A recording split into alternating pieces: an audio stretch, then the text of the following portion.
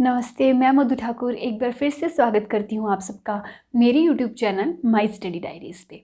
तो हमने last video में कर लिया था कि कैसे कैसे सिटीजनशिप एक्ट आता है 1955 में, और उस एक्ट में बोला जाता है एक्विजिशन और टर्मिनेशन ऑफ सिटीजनशिप के बारे में, यानी कि कैसे कैसे इंडियन सिटीजनशिप को एक्वायर कर सकते हैं और कैसे भी कोई भी पर्सन जो है उसको लूज़ कर सकता है इंडियन सिटीजनशिप को। ठीक है, तो आज जो हम बात करने वाले हैं वो करने वाले हैं फंडामेंटल राइट्स की, जो कि चैप्टर नंबर 7 है लक्ष्मीकांत में। ठीक है, तो लक्ष्मीकांत बुक जिसके पास भी होगी वो चैप्टर नंबर 7 में इन फंडामेंटल राइट्स को देख सकता है। ठीक है, तो फंडामेंटल राइट्स बेसिकली होते क्या हैं?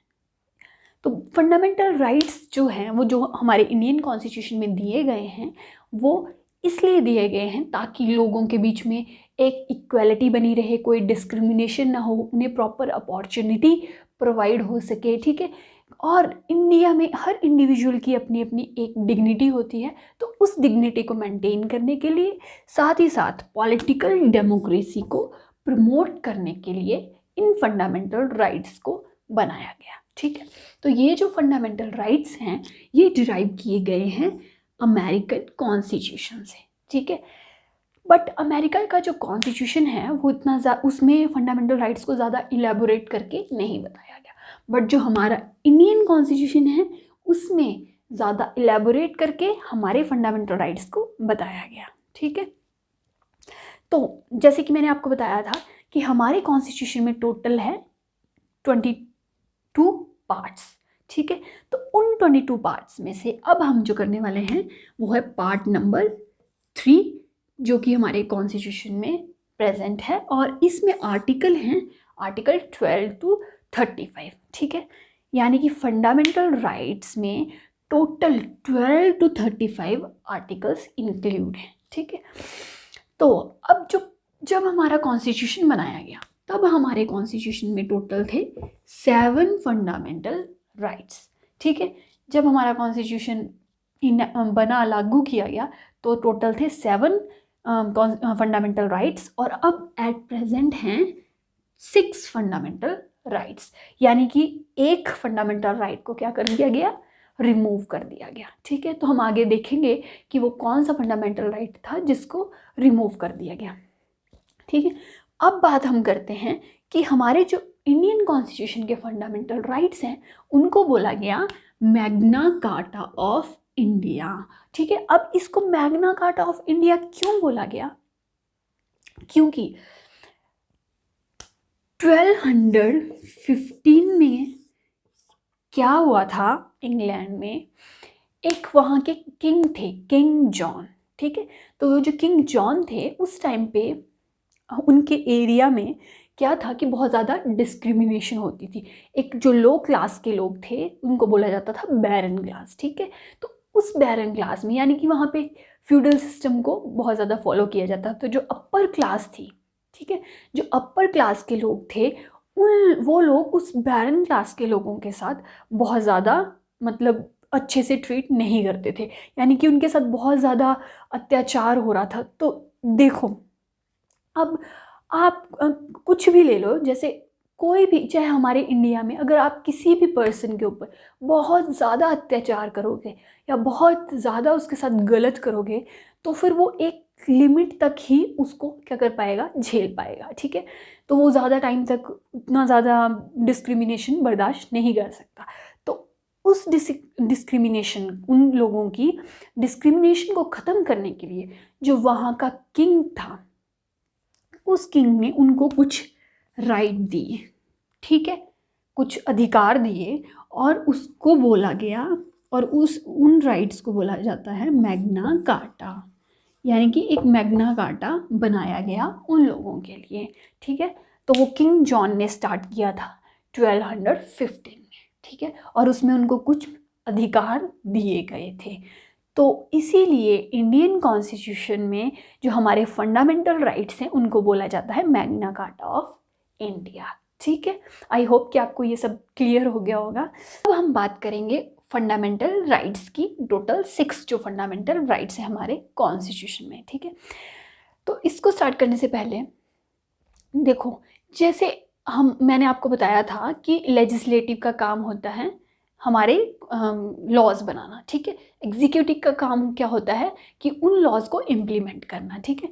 तो ये फंडामेंटल राइट्स जो हैं वो इसलिए बनाए गए ताकि हमारी जो स्टेट है, अब स्टेट यानी कि गवर्नमेंट बॉडीज हैं, ठीक है, उन पे कुछ लिमिटेशंस को लगाना, ठीक है।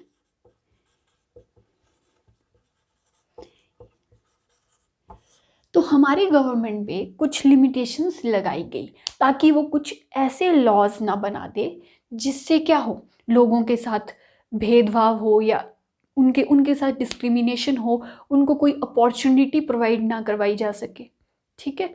तो उनको इक्वल अपॉर्चुनिटी, इक्वलिटी कंट्री में लाने के लिए क्या किया गया, गवर्नमेंट पे कुछ लिमिटेशंस लगाई गई, ठीक है। तो अब हम बात कर लेते हैं आर्टिकल टोटल 6 की, ठीक है। तो फर्स्ट जो हमारा फंडामेंटल राइट है वो है राइट टू इक्वालिटी, ठीक है। यानी कि इस आर्टिकल में कि लोगों को किस बेसिस पे इक्वालिटी दी जाएगी, कौन कौन सी उस पर कंडीशंस होंगी, ठीक है, वो सब बताया गया राइट टू इक्वालिटी में। और इसमें जो आर्टिकल्स इंक्लूड हैं वो है आर्टिकल 14 to 18, ठीक है। राइट टू इक्वालिटी में जो आर्टिकल्स आते हैं वो आते हैं 14 to 18, ठीक है। तो आर्टिकल 12 and 13 वो अलग से उसमें कुछ डिफाइन किया गया है, वो हम अलग से स्टार्टिंग में करेंगे। लेकिन राइट टू इक्वालिटी में आते हैं article 14 to 18, right to liberty में आते हैं आर्टिकल 19 22, ठीक है। यानी कि 4 आर्टिकल आते हैं इक्वालिटी में, 4 आते हैं लिबर्टी में।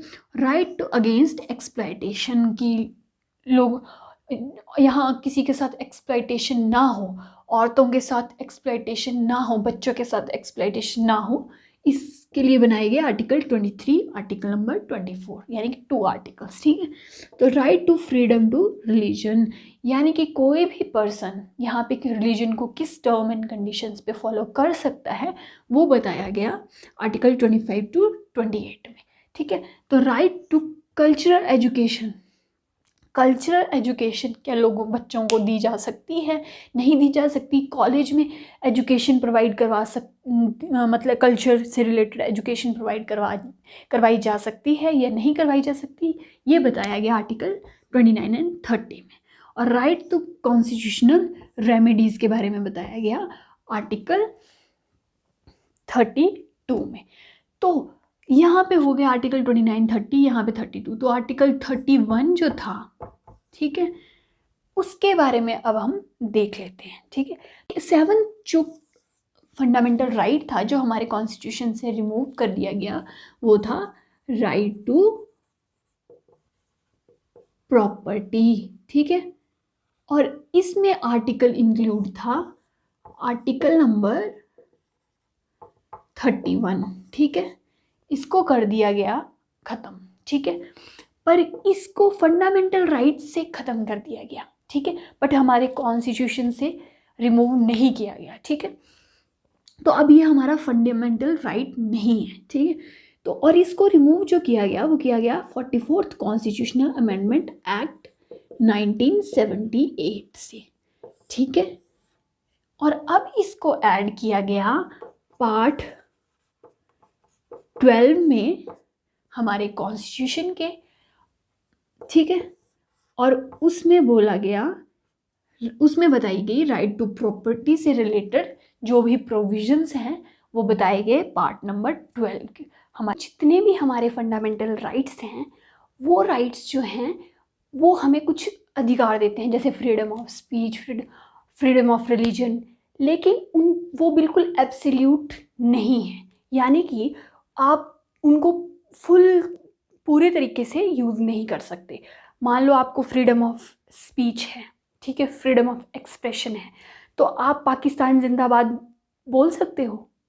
नहीं बोल सकते, क्योंकि इसमें भी कुछ प्रोविजंस हैं, कुछ ऐसे प्रोविजंस हैं जिन पे ये राइट्स, ये फंडामेंटल राइट्स जिन सिचुएशंस पे अप्लाई नहीं होंगे। यानी कि कुछ सिचुएशंस ऐसी हैं जिन पे रेस्ट्रिक्शंस हैं इन फंडामेंटल राइट्स के ऊपर। तो अब देख लेते हैं आर्टिकल नंबर 12 जो स्टेट को डिफाइन करता है, और जो स्टेट वर्ड है जो फंडामेंटल राइट्स में यूज़ किया जाएगा तो वो स्टेट के अंदर जो बॉडीज़ आती हैं उसके बारे में बोला गया। जैसे कि government body, parliament of India, ठीक है, यानी कि इंडिया की जो गवर्नमेंट है, पार्लियामेंट है, एग्जीक्यूटिव है, लेजिस्लेटिव है, और जो कानून बनाते हैं, जो कानून को क्या करते हैं, कानून जो बनाते हैं, कानून को जो इम्प्लीमेंट करते हैं, तो वो सब आते हैं स्टेट के अंदर। स्टेट की जो गवर्नमेंट बॉडीज़ हैं वो भी आती हैं स्टेट के अंदर। जो लोकल बॉडीज़ हैं जैसे कि पंचायत, म्यूनिसिपैलिटी, सब आती हैं स्टेट के अंदर।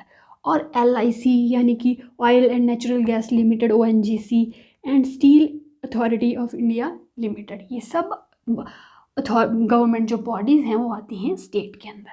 और आर्टिकल 12 में ये भी बोला जाता है कि जो भी बॉडी, प्राइवेट बॉडी जो किसी स्टेट यानी किसी गवर्नमेंट बॉडी के साथ या उसके अंडर काम कर रही है, उसके ऊपर भी ये सारे लिमिटेशंस लगते हैं, ठीक है। जितने भी फंडामेंटल राइट्स में जो लिमिटेशंस हैं वो सब उनमें इंक्लूड है, ठीक है। तो फिर आज का टॉपिक हम यहीं ख़त्म करते हैं, मिलते हैं नेक्स्ट वीडियो में, तब तक के लिए थैंक यू।